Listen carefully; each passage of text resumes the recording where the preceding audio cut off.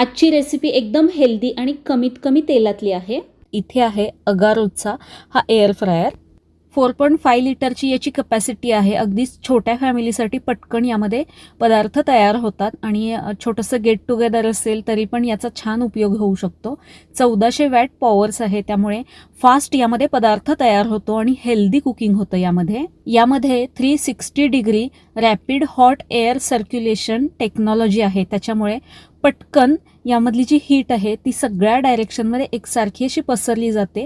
त्यामुळे पदार्थ सगळ्या बाजूनी एकसारखा असा व्यवस्थित शिजला जातो आणि यामध्ये 90% ऑइल कमी लागतं आणि त्यामधला जो क्रिस्पीनेस आहे तो तसाच टिकून राहतो. त्याचं टेक्स्चर पण शेवटपर्यंत तसंच राहतं.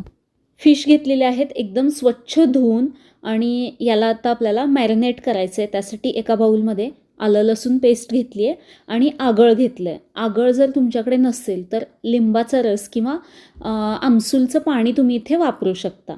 यामध्येच चवीपुरतं मीठ घालायचं आहे.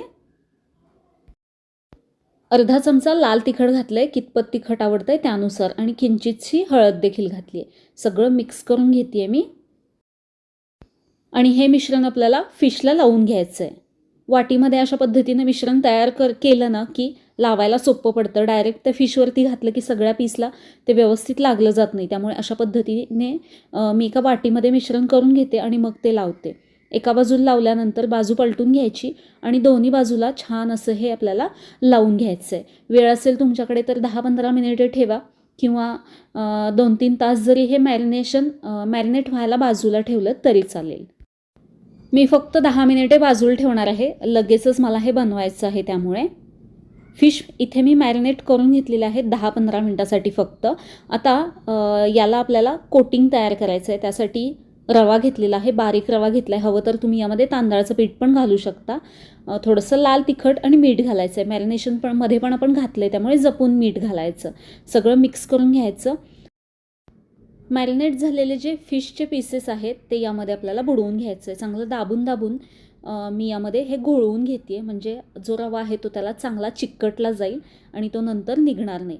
बऱ्याचदा आपल्याला फिश फ्राय जर बाहेर करायचं असेल तर त्याला खूप जास्ती तेल लागतं, खूप तेलकट होतो आणि अगदी कमीत कमी तेलामध्ये अगदी हेल्दी पद्धतीने आज आपण इथे हा फिश फ्राय बनवतो आहे, तेही एअर फ्रायरमध्ये. इथे मी सगळे फिश चांगले रव्याने कोट करून घेतलेले आहेत.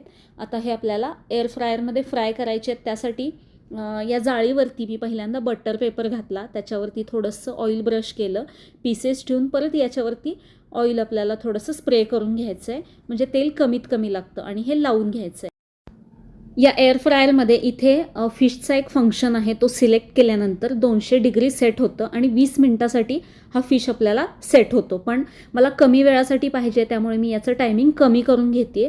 तर हे टायमिंग मी 8 मिनटाचं करून घेतलेलं आहे. सुरुवातीला मी हा फिश 8 मिनटासाठी फ्राय करून घेणार आहे. 8 मिनिटे झाली आहेत. हे मी बाहेर काढून घेते आहे. आता वरची बाजू अगदी छान अशी भाजली गेली आहे, तर याला पलटून घ्यायचं आहे आणि या बाजूने देखील आपल्याला हा फिश फ्राय करून घ्यायचं आहे. हवं तर तुम्ही अजून एकदा देखील तेल थोडंसं स्प्रे करून घेऊ शकता. अगदी हलकंसं मी स्प्रे करून घेतलं आहे आणि परत एकदा मी हे लावून घेते आहे अजून 8 मिनटासाठी. कमीत कमी तेलातला अगदी हेल्दी असा हा फिश फ्राय तयार झाला आहे. नक्की बनवून बघा. अशाच हेल्दी रेसिपी बनवण्यासाठी तुम्हाला जर या एअर फ्रायचे अजून डिटेल्स हवे असतील तर डिस्क्रिप्शनमध्ये डिटेल्स दिलेले आहेत. काम झालं की स्वच्छ कोरड्या कापडाने पुसून नंतर वापरण्यासाठी तयार आहे.